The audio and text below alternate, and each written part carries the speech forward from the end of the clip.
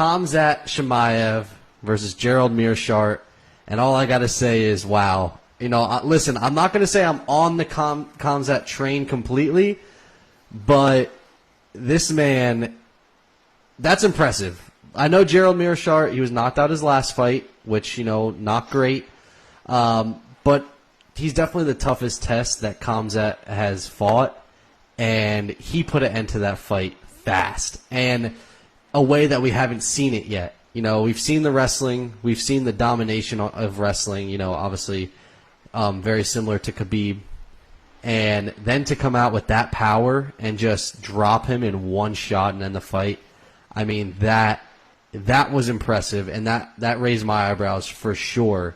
Again, he is annoying, especially because, like, he doesn't really talk that much trash in person or in his interviews, and I don't know if it's because his English is not great, but on social media, he does not stop.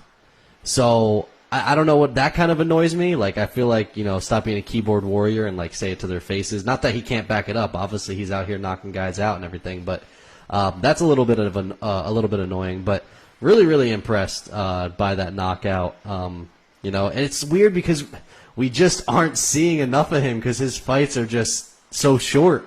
I want to see him go 3 rounds. I want to see him, you know, be tested, and we just haven't seen it yet. And, I mean, it's a good thing, but it's kind of like Johnny Walker. He wasn't really tested his first 3 fights. He kind of ran through those guys so fast, so we didn't know what the second, third rounds really looked like.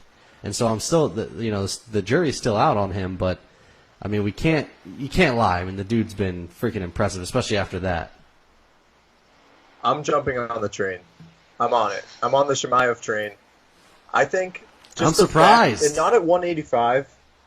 Not at 185. I think the fact that he has that type of power and then can just drop down to 170 and he still has, like, insane wrestling skills, I just think that combination in the 170 division where he'll just have, like, a size advantage and a power advantage, I think that's going to make him – I think he's probably top 10 right now if he wanted to jump in and fight someone top 10. I think he's at that level.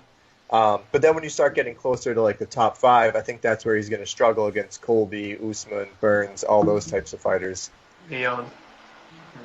But Don't slate my Brit. I don't know if I put Leon in there because of the wrestling skills. I don't know if he'd be able to hang. Do you think? Listen, I don't even remember how Leon fights because it's been so long. Yeah. He beat trouble. Listen, I don't even know if I can remember how Leon Edwards even fights because it's been so long since he's been in the octagon. Fights well. Yeah, he's a well-rounded fighter. I think just Chimaev, with his wrestling capabilities, I think he could really make some moves in the 170 division. I'm officially on the train.